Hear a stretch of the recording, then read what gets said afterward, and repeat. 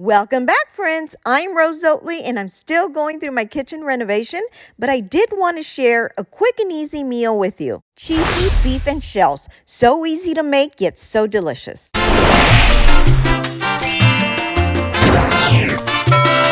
I'm going to start by chopping and dicing 1/4 of an onion.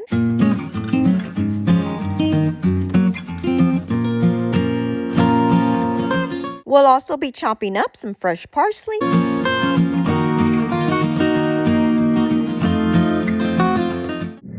You'll need some ground beef, preferably lean if you have it. This one is close to 2 pounds. I would stick to about 1.5 to 2 pounds. In a large pan, you want to start browning your beef and breaking it up with your spatula. Now, I do want to take this time to apologize to everyone for not posting sooner. This kitchen renovation has been kicking our butt. This has been quite a stressful journey. We've had so many things go wrong, so many back orders, so many changes, so much waiting. Guys, I just can't wait to be done with this. As you can see right here in the back, I still don't have my backsplash. I'm hoping that we get that done here fairly quick. Hopefully by May 16th is the date.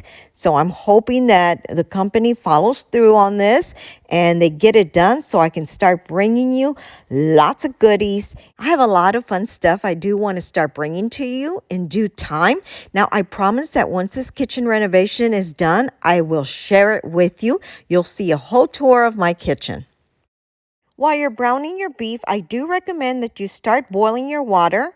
Once your water is ready, then we're going to add our pasta to cook it al dente. Today, I'm using some shells.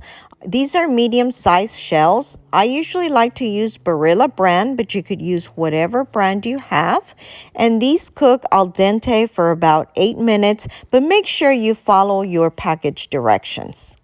To your water, add about a teaspoon of salt, and you also want to add about a teaspoon of olive oil to help your pasta from sticking. All right, my meat is just slightly pink. I'm going to go ahead and add my onions so we can start sauteing these. Now, before you add your onions, if you have any fat in there, make sure you drain your fat first. We're going to saute these for a couple of minutes, and I'm going to turn my heat down to about a number 3. We're going to start adding our spices, and I'm going to add a little bit of salt. This is kosher salt, but you can add any type of salt you have, and this is to your taste. And then I'm going to follow with some pepper, also to your taste. Next, you want to add 1 teaspoon of oregano. I'm pretty used to this. I've done it for so long, so I can kind of ballpark it here. Add 1 teaspoon of Italian seasoning. Let's hit it with 1 teaspoon of paprika.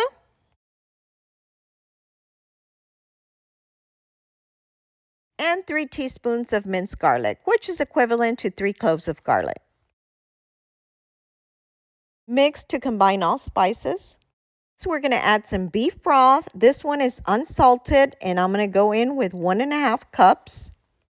We're also going to add 1 cup of heavy cream. This is the same as heavy whipping cream.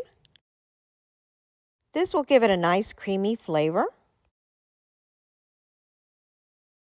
I'm also adding 1 jar of marinara sauce. I usually like the Classico or the Bertolli brand, but you could use whatever you have. You can find all of the ingredients in the description section of my video. We're going to let this cook for a few minutes on low while we go drain our pasta.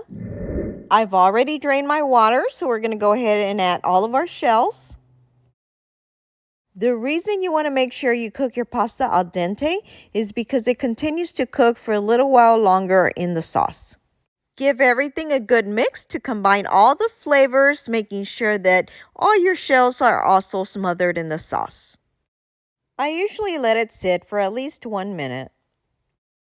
Then I come back to add my cheese. Today I'm using mild cheddar and Monterey Jack. I'm going to add a layer on top. Usually I like to shred my own cheese from the block because that one will melt a lot nicer versus the one in the bag that I'm using today. This is what I've got, and if that's what you have, it'll be perfectly fine, but I do prefer the one that we shred on our own. Okay, now, so as far as a measurement for cheese, I really don't have an exact measurement. I just like to add one whole layer all around the top. Now, this is going to be entirely up to you depending on how cheesy you like it as well. All right, so this is about how much I use. This is an 8-ounce bag. I also like to add a little bit of Parmesan cheese. Now, if for some reason you don't have the Parmesan and you only have the other cheese, that's perfectly fine. It'll work just as well. I'm going to go get my cover and cover my pan up. This is going to kind of help the cheese melt a little faster. You're going to cook it until your cheese basically melts. It usually takes about 3 to 5 minutes. It's been a few minutes. I'm going to go ahead and check on my cheese real quick. And I want to show you also the difference between using bagged cheese and then just regular shredded cheese. Do you see the difference, how it kind of melts? It's just a little bit different than your other block cheese, but it's still just as good. At this point, I'm going to start adding my parsley on top. Then I'm going to go plate. Let me show you. I have plated this on a pasta bowl. I'm going to go ahead and add just a little bit more parsley on top for garnish. And you can enjoy this with a side of salad and a side of freshly baked garlic bread. So good. Now take a look at this, guys. So cheesy, so delicious. Let's give it a try. Now here we go.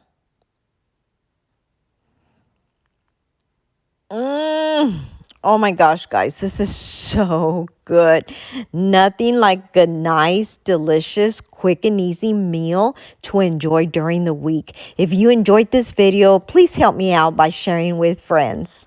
If you haven't already subscribed, please be sure to do so below or hit my little picture on the side. Also, don't forget to hit the little bell to get notified of all of my new videos. And please be sure to check out these links on the side. Share with your friends. Thanks for watching and your support.